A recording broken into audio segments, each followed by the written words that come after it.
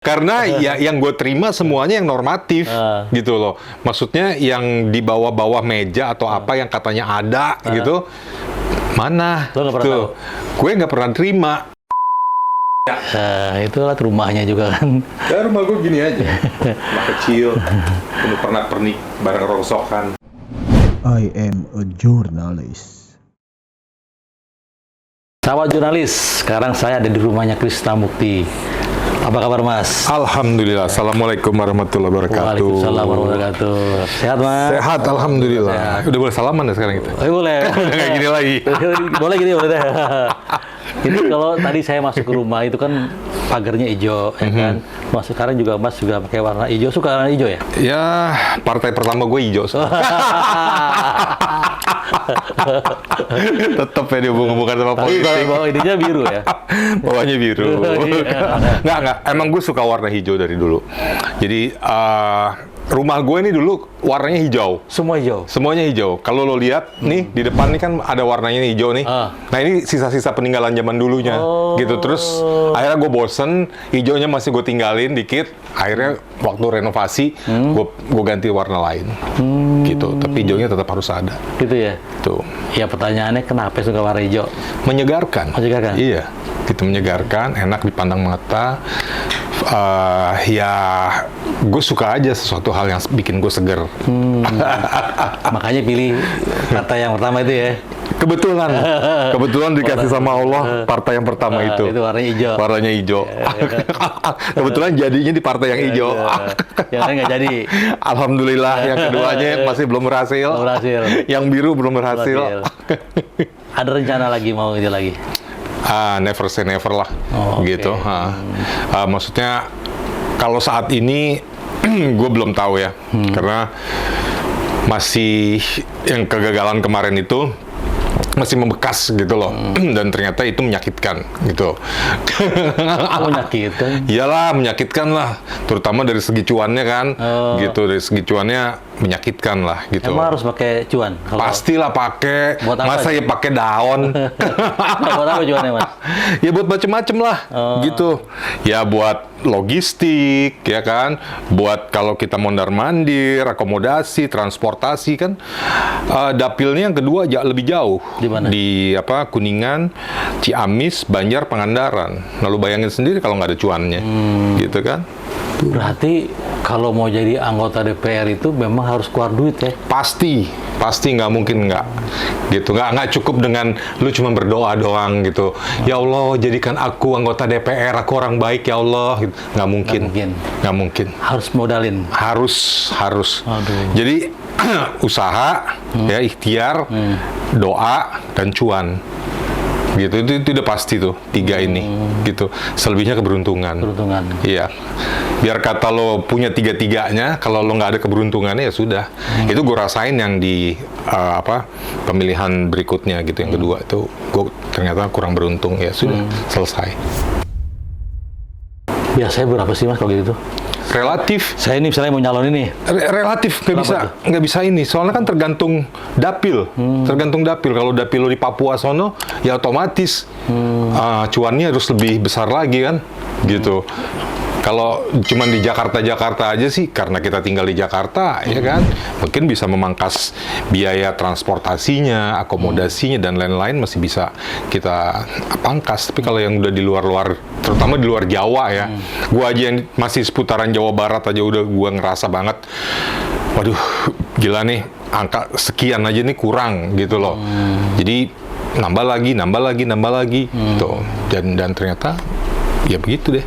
Biasanya sih untuk transportasi untuk iya, dan itu nggak berasa loh, nggak berasa. Bikin spanduk gitu ya? Iya, betul. Itu kan logistik, bagian dari logistik. Logistik ya?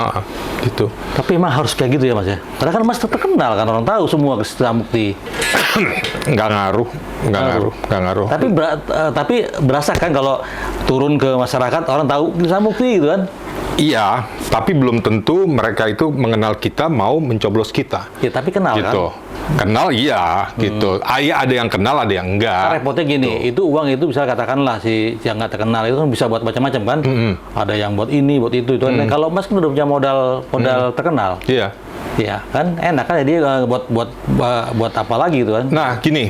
Jadi gue ngerasanya kalau kita ini sebagai seniman yang biasa tampil di TV, itu memang modal kita ketika kita lagi nyalek, emang harus dibarengi dengan tampil di TV. Itu gue rasakan ketika pencalekan yang pertama tahun 2014, itu gue pas lagi stripping di sebuah stasiun TV gitu, dan kebetulan sinetron gue lagi number one waktu itu, gitu loh. Jadi berasa banget, modal gue nggak terlalu banyak, tapi karena gue lagi tampil di TV, dan itu sangat-sangat membantu, gitu, sangat-sangat membantu ketika gue terjun ke dapil, gitu. Mereka lebih lebih interaksinya tuh lebih dekat gitu sama kita, gitu, karena adanya sinetron tersebut, atau entahlah atau karya yang lain mungkin ya, bisa jadi gitu. Nah, pertanyaan gue, kenapa lu pindah partai? Padahal kan yang satu sudah asik nih, udah tahu kan, udah tahu gitu. Kenapa lu pindah lagi? Ya, lu tahu sendiri adalah politik kan, gitu. Politik itu kan dinamis, gitu. Jadi kadang-kadang ada ketidaksesuaian dengan partai yang lama, di tempat yang lama, rumah yang lama, dan gue udah melihat hal itu, dan gue harus harus memutuskan gitu loh untuk segera pindah haluan, pindah rumah. Dan kebetulan ada yang mau nampung di rumah yang baru, ya sudah, kenapa enggak gitu. Cuman ya konsekuensinya gitu. Partai baru, dapilnya ya dapil baru juga gitu. Oh, tapi bukan udah lama partai itu? Maksudnya? Partainya udah lama kan? Nasdem kan? Iya, itu gitu. Kan lumayan lama kan itu? Nasdem itu baru 9 tahun kan, gitu. Jadi pindah itu karena memang tidak sesuaikan aja? Ya, dari partai yang pertama. Karena tidak cocok aja kali ya? Udah kurang cocok lah, udah kurang cocok lagi gitu. Mungkin waktu dulu kali Mas nggak pernah nyetor kali mereka kali. Gimana ya? Kan harus setor-setoran, ya kan? Harus setor ini saja, bener nggak nyetor kali? Setoran ada lah, gitu. Kayak misalnya dari gaji kita, gitu kan. Dipotong ya? Itu pasti dipotong, gitu. Tiap partai itu sekian persen beda-beda ya, gitu. Gue nggak bisa nyamain, gitu.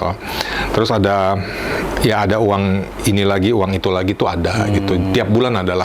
Maksudnya itu normatifnya, gitu. Dan itu memang udah perjanjian dari awal kan? Perjanjian dari awal, dan itu ya memang seperti itulah seharusnya. Karena waktu itu memang setiap partai itu pasti support juga soal keuangan juga ya?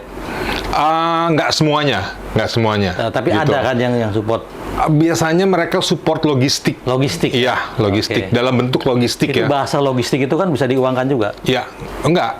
Biasanya memang logistik. Logistik? Iya. Okay. Logistik sekian, ya maksudnya dalam arti kata ada rupiahnya gitu. Logistik senilai 5 ember gitu, misalnya sekitar segitu, kayak gitu. Tapi memang benar-benar logistik. Tuh. Jadi nggak bisa kita, gue dapat nilai segini, gue mau pakai belanja gitu, atau gue mau pakai buat pergi-pergi gitu, pelesiran atau apa, nggak bisa gitu. Karena ada pertanggungjawabannya. Oke, waktu dulu tuh di komisi berapa? Komisi 10 pertama, terus dipindah komisi 11, terus dipindah komisi 9. 10, 11, 9. Ya, sebetulnya 9, 10, 11, tapi kan kebalik. 10 duluan. Itu waktu perpindahannya cukup lama nggak? Waktu antara berapa bulan? Lumayan. Berapa bulan? Gitu. Yang di komisi 10 itu gue 3 tahun. Terus gue pindah di komisi 11 1 tahun, komisi 9 1 tahun. Gitu. Katanya komisi-komisi yang basah ada juga situ ya. Komisi gue nggak ngerti ya, maksudnya gue nggak ngerti yang dibilang basah tuh apa gitu. Banyak airnya. Yang becek gitu kan. Karena ya yang gue terima semuanya yang normatif gitu loh. Maksudnya yang di bawah-bawah meja atau apa yang katanya ada gitu, mana? Lo nggak pernah tahu? Gue nggak pernah terima gitu loh. Maksudnya gue pengen juga sebetulnya. Emang nggak pernah nanya dulu gitu, nanya gitu teman-teman? Gue nggak berani ya, karena gue anak baru kan, gitu. Gue takut juga, takut salah, takut nanti gue apa istilahnya ya,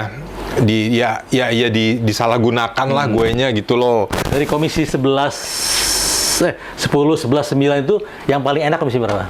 Kalau yang paling enak? Kalau gue, karena gue bidangnya di dunia seni, ya gue lebih nyaman di komisi 10 gitu. Karena kan budaya ada di komisi 10, pemuda olahraga di komisi 10. Apa yang udah dilakukan gitu. oleh Mas Krisna waktu itu di komisi 10 itu? Apa aja? Salah satunya ya, Ya. gitu.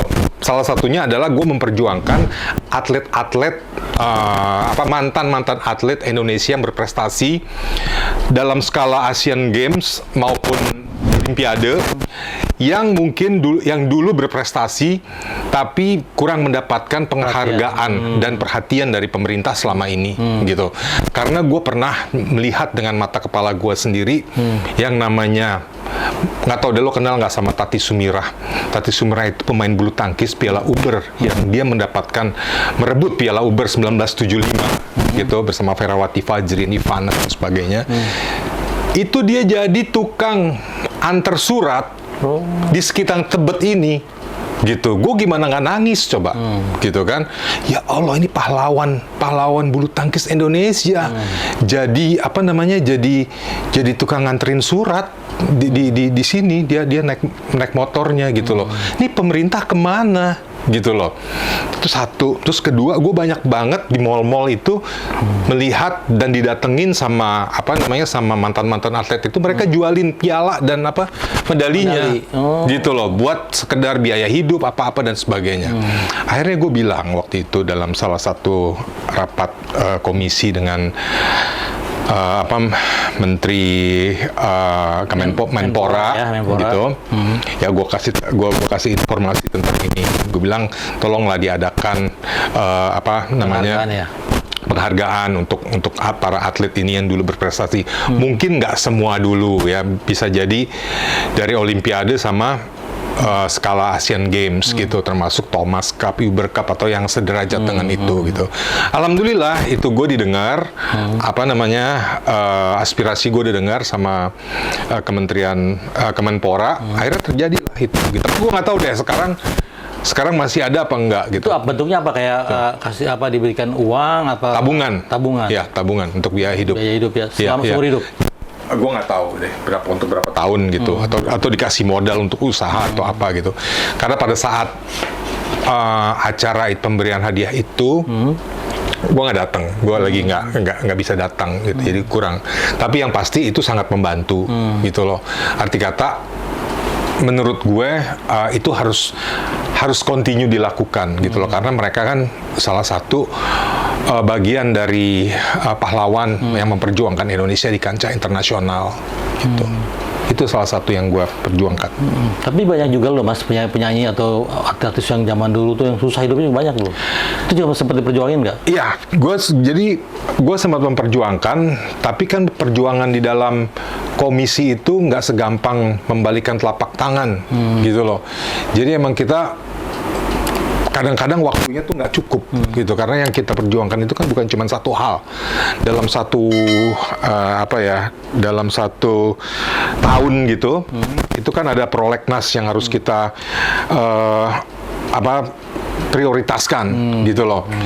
Nah ini gue terutama adalah memperjuangkan para artis seniman ya, terutama seniman-seniman tradisional yang di daerah-daerah itu yang yang ya hidupnya kempis lah ya, arti kata kalau mereka sudah nggak laku lagi, mereka udah nggak main lagi, mereka udah nggak aktif lagi, mereka dapat dari mana gitu. Itu yang gue perjuangkan pada saat itu bersama teman-teman seniman yang lain gitu. Cuman karena waktu itu gue belum cukup waktunya, gue udah dipindahin ke fraksi lain, gitu. Ke komisi lain gitu. Jadi kadang-kadang hal semacam itu terjadi gitu. Kita baru kita mau perjuangkan, tahu-tahu keputusan dari fraksi kitanya dipindah gitu. Kita nggak tahu ya, kita nggak pernah tahu. Tapi nggak bisa protes, saya nggak mau dong. Nggak bisa. Keputusan fraksi itu mutlak. Iya, mutlak. Oke. Gitu. Jadi itu memang harus ikut ya? Ya sudah, gitu. Kita nerimo aja. Mas Krisna kan sudah pensiun ya kan? Tapi saya juga mau tahu juga ya, ini pemirsanya ayam jurnalis itu pengen tahu gitu loh. Sebenarnya apa sih yang dilakukan oleh teman-teman di sana tuh, di DPR tuh? Ya, Setiap hari tuh ngapain gitu, Mas? ya kita kan dipilih oleh oleh masyarakat di mana dapil kita kan, dapil kita masing-masing. Yang pastinya kita juga harus memperjuangkan aspirasi mereka, gitu loh, menghimpun, memperjuangkan dan mewujudkan aspirasi mereka. Itu yang paling penting. Tujuan politik itu apa sih? Tujuan politik itu kan seharusnya mensejahterakan masyarakat. Ya, kalau arti kata politik itu tidak disalahgunakan ya, gitu. Yang gue tahu itu, yang gue pelajarin seperti itu, dan gue anak baru, gue bukan pemain juga, ya itulah yang gue lakukan. Jadi apapun dana ya, dana aspirasi, dana ini, dana itu yang gue terima untuk tiap tahunnya gitu, ya gue kembalikan ke masyarakat gitu, apapun yang mereka minta gitu. Caranya gimana? Kan ada ada aturannya. Mereka bikin kayak proposal gitu. Bikin proposal, lalu kita sortir mana yang kira-kira lebih urgent. harus kita dahulukan. Ya itulah yang uangnya kita berikan ke mereka, dan itu semua ada pertanggungjawabannya. Turun ke dapil-dapil juga. Turun ke dapil-dapil. Nah, itu yang dilakukan teman-teman yang di DPR Iya, semua ya. betul.